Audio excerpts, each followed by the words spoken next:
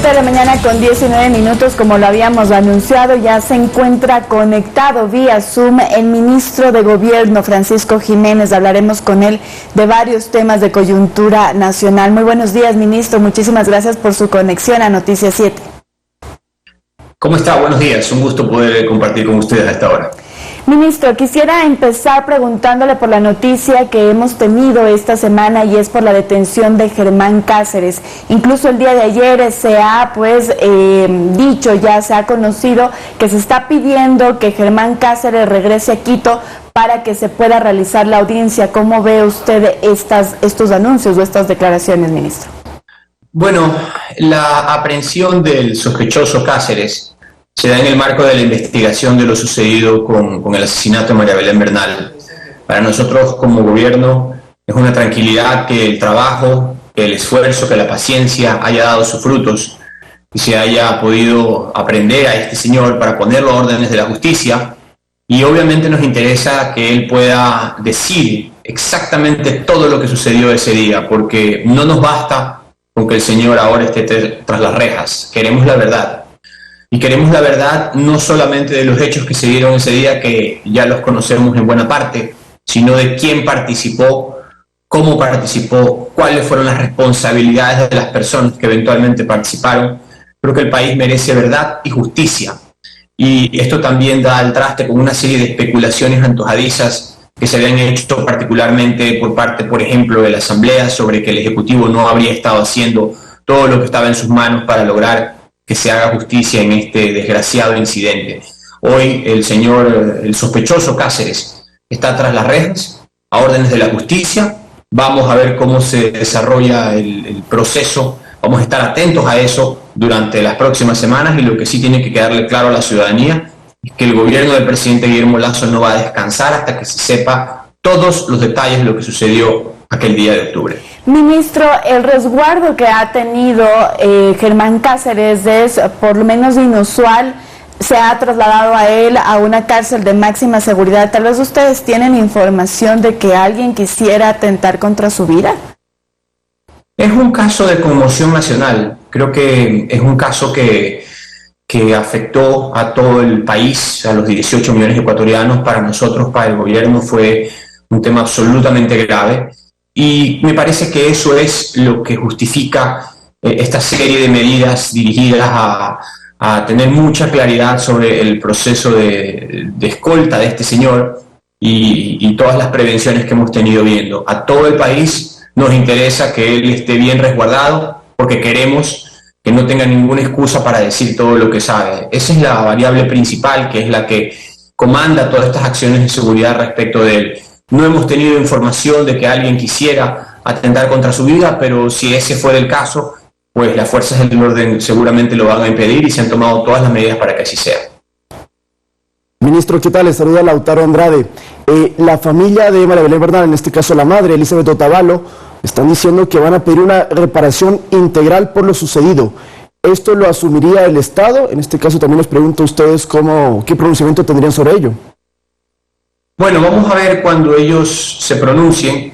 Todavía no han presentado ninguna acción completa. Yo creo que todo tiene que estar aterrizado en un papel y justificado para ver si efectivamente pues, la Administración de Justicia considera que hay razones para que así sea. Por parte del Estado, está clarísimo que nosotros hemos cumplido con nuestra labor. No hemos descansado hasta que este señor haya sido identificado y puesto a órdenes de la justicia, y así se ha hecho. Algunos en su momento dudaron del compromiso del gobierno o del compromiso del presidente para poder llegar al fondo de este asunto, y hoy pues las circunstancias o el tiempo sobre todo nos da la razón al trabajo, al compromiso y a la convicción con la que se ha actuado aquí, así como se ha actuado en los diferentes temas que han supuesto sobre todo una conmoción nacional. Así que veremos qué es lo que se dice en el momento que se presente la acción, y seguramente pues la justicia tendrá que evaluarlo y decidir si es que efectivamente esa petición está justificada o no. Ahora, para cerrar el tema Cáceres, ¿es confirmado entonces que él va a ser trasladado el 9, o sea el lunes, desde Guayaquil a Quito? Y si se conoce información, si va a estar en alguna cárcel de Quito o inmediatamente luego de la audiencia se lo retorna a la cárcel de La Roca.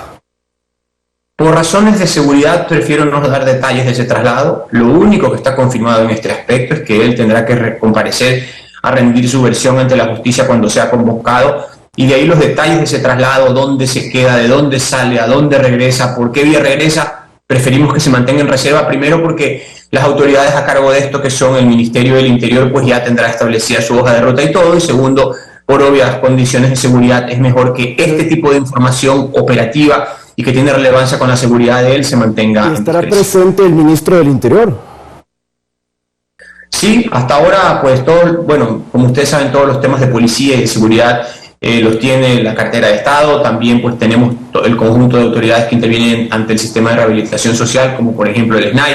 Así que entre esas autoridades encargadas de resguardar la seguridad de este señor y las condiciones para que él cumpla con lo que tiene que cumplir, sobre todo en términos de su comparecencia ante la justicia, pues están aseguradas. De acuerdo. Ministro, ahora cambiando de tema y no nos vayamos muy lejos, en seguridad también, en la Asamblea el día de ayer ya se aprobó esta ley de seguridad integral. El año pasado se tuvo incluso la aprobación también de la ley de transformación digital. Con ello, usted, ministro, ¿cree entonces que se retorna la paz entre el Ejecutivo y la Asamblea Nacional con esta aprobación de las dos leyes mencionadas?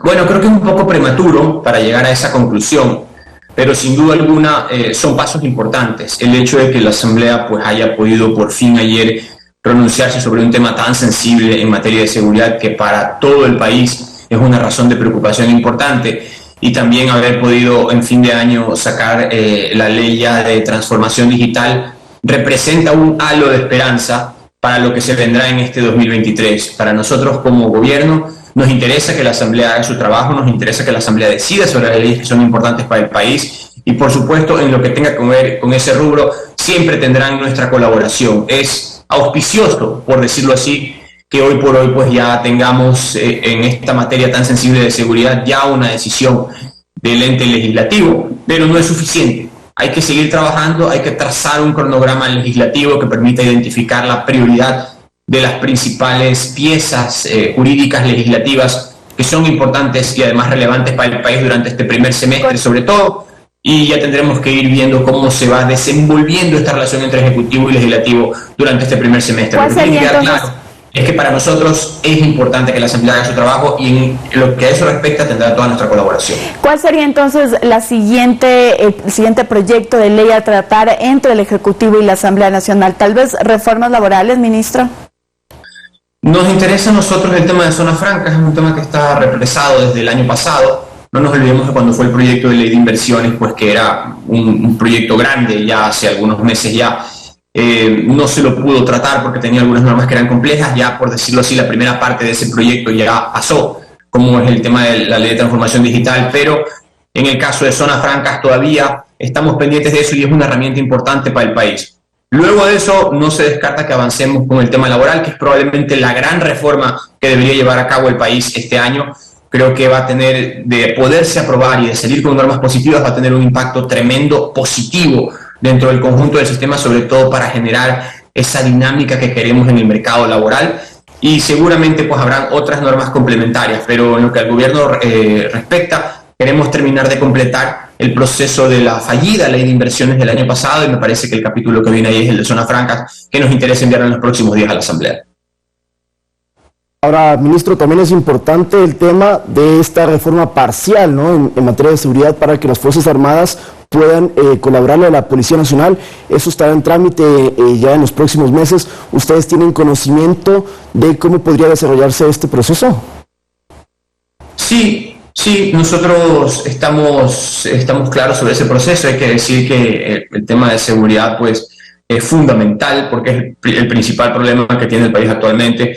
Allí no nos olvidemos también que tenemos la consulta popular, que tiene tres partes. La una es en materia de seguridad, la otra en materia de institucionalidad y la otra en materia de ambiente.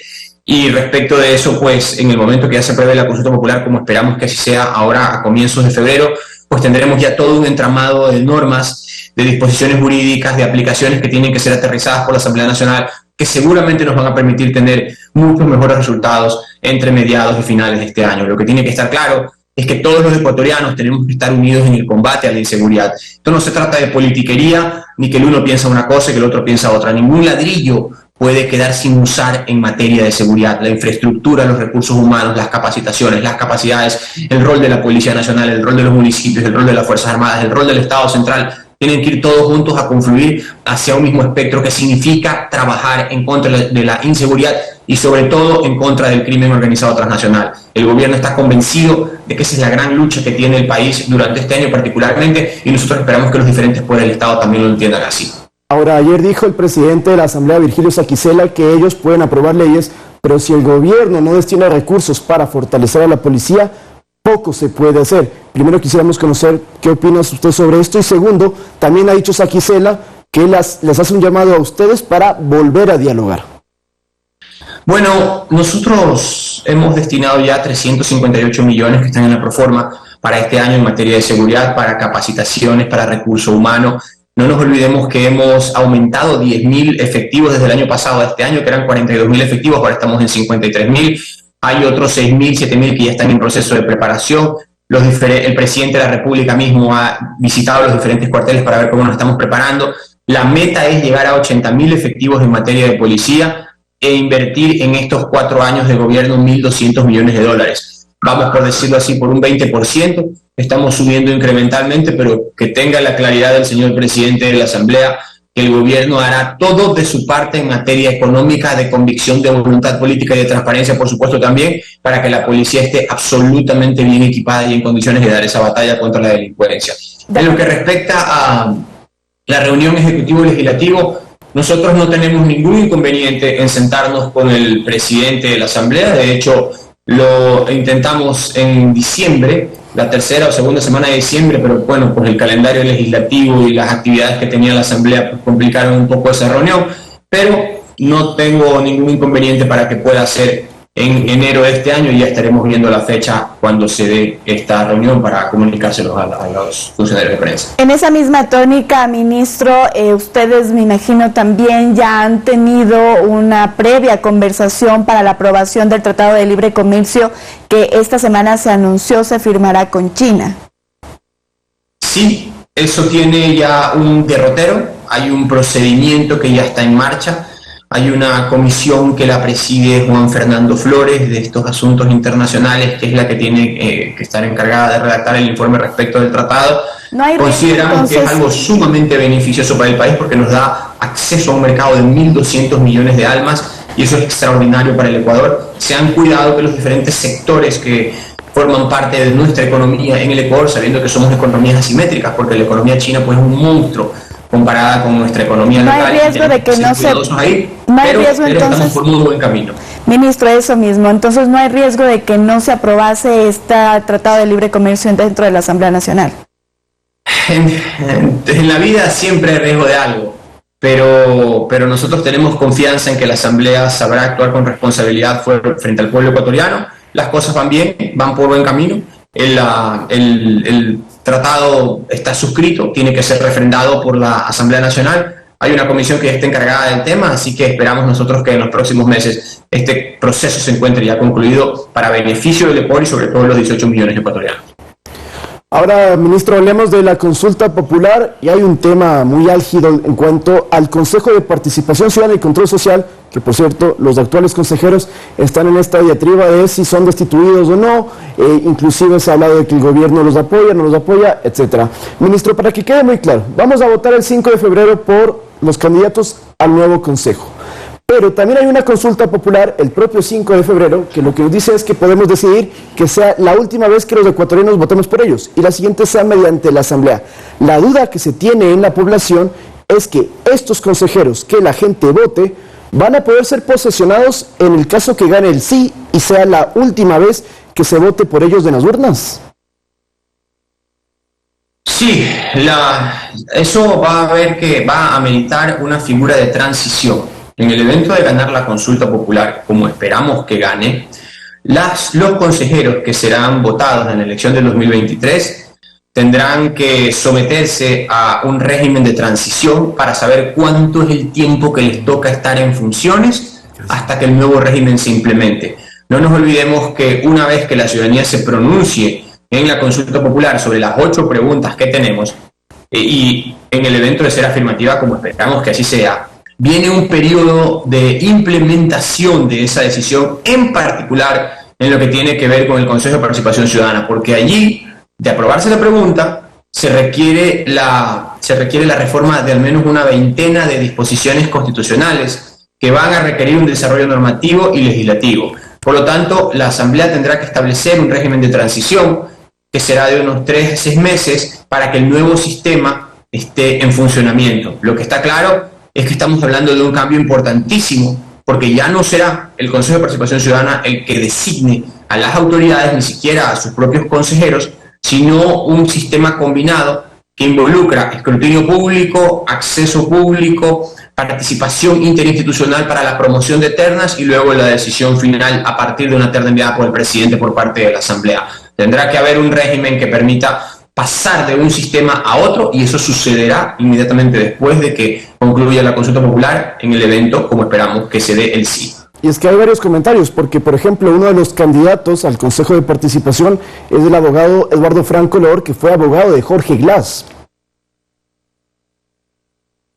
Sí, es correcto, y está en su derecho de postularse. Al fin y al cabo, al día de hoy, no existen razones para que los miembros del Consejo de Participación no se postulen, pero el día de mañana la cosa no va a ser necesariamente igual, porque la ciudadanía se va a pronunciar, y en función de ese pronunciamiento tendremos que migrar hacia otro régimen donde ya no se trata de que el CPCCS elija las autoridades, sino un conjunto de instituciones que supondrán una serie de cambios normativos para el país. Muy bien, ministro, quiero cambiar ahora de tema porque se ha conocido también esta semana que el presidente dará un anuncio sobre la reducción de impuestos al consumo especiales para la importación de armas. ¿Cuándo será esto y en qué consistirá, ministro? Bueno, eso lo definirá el señor presidente de la República. Ya hay unos estudios que se han realizado, es un tema que le hemos venido dando vuelta durante algunos meses, forma parte de una serie de decisiones que tienen que tomarse en materia de seguridad, aparte que forma parte también de nuestra visión respecto del panorama impositivo en el país, que tiene que irse reduciendo a medida que la economía vaya mejorando. Afortunadamente, pese a la situación caótica en la que recibimos el Estado, donde no se podía ni siquiera pagar sueldos y había un déficit de 7.000 millones de dólares, hoy estamos aproximadamente en 2.400, 2.500 millones. Eso nos permite ir aligerando las cargas en la economía y sobre todo en este tema también combinándolo con una serie de decisiones que tenemos que tomar en materia de seguridad y que nos permitirán ir diseñando ese sistema que queremos. Muy bien, en virtud del tiempo, ministro, le estamos bombardeando con temas, y un anuncio que va a hacer hoy Fernando Villavicencio, el asambleísta, es que va a dar nombres de narcocandidatos o candidatos que tienen financiamiento del crimen organizado. ¿Ustedes conocían de ello? ¿Ustedes también tienen quizás lista o nombres de personas que podrían estar involucradas justamente para los comicios y que están involucradas con el crimen organizado? Nosotros tenemos ya la referencia geográfica, sobre todo, de dónde existen más esas posibilidades y esos indicios, que son sobre todo en las zonas de frontera, en algunos cantones de la costa en particular, en otras zonas portuarias, donde tenemos antecedentes e información de que habría dinero de dudosa procedencia o ilícito o vinculado con actividades ilegales del crimen transnacional como el narcotráfico, que podrían estar yendo donde algunos postulantes, no autoridades, sino postulantes. En ese caso vamos a estar atentos a lo que diga el legislador Villavicencio hoy día respecto de esos nombres. Las investigaciones por nuestro lado, por el lado del Ejecutivo, se están llevando a cabo, y una vez que se termine y se concluya con esas investigaciones, pues que tendremos certezas y obviamente las pondremos en conocimiento de la ciudadanía. Son acusaciones muy serias para las cuales tenemos que estar seguros, y en función de eso es que se han estado recabando esos indicios. ¿Ustedes van a poner una denuncia también en Fiscalía después de estas investigaciones que dicen se están haciendo dentro del Gobierno Nacional, ministro? Una vez que se concluyan esas investigaciones y que tengamos las certezas que estamos buscando, de ser el caso, pondremos la denuncia ante la Fiscalía y ante las instituciones de la Administración de Justicia. Pero ¿y entonces cómo combatir o cómo reformar la ley o qué hacer para que no haya entonces este tema de que continúen? Porque cada vez parece que hay más candidatos que podrían tener dinero de dudosa procedencia financiándolos, y de varios partidos políticos se habla también. Lamentablemente en los últimos 15 años el sistema institucional del país se hizo muy permeable con una serie de decisiones que se tomaron por indolencia, por indiferencia o quién sabe por qué causas, y que han hecho que el país hoy sufra los embates de este flagelo. nosotros hemos ido cerrando esas fisuras, hemos ido rediseñando una institucionalidad que tenga mucha más fuerza a la hora de combatir el narcotráfico y el crimen organizado transnacional. No es un proceso sencillo, no es un proceso que requiere tiempo, pero en el cual están trabajando todas las instituciones del Estado, a cuya cabeza está el señor presidente de la República, que hasta decidió la creación de una Secretaría de Seguridad para que articule todas estas acciones. Es decir, estamos moviéndonos, estamos trabajando, no son temas que se hacen de la noche a la mañana, pero quiero que los ecuatorianos tengan la seguridad que, así como sucedió en el caso Bernal, no vamos a descansar hasta que el país vuelva a ser un país de paz como siempre lo fue. De acuerdo, 7 de la mañana con 40 minutos. Muchísimas gracias, ministro, por su conexión a Noticias 7. Gracias y buen día. Muchas gracias a ustedes y siempre un gusto poder comparecer ante sus cámaras. Conversábamos con el ministro de Gobierno, Francisco Jiménez, y es momento ahora de una nueva pausa, amigos, pero quédense porque al retornar les contaremos que las elecciones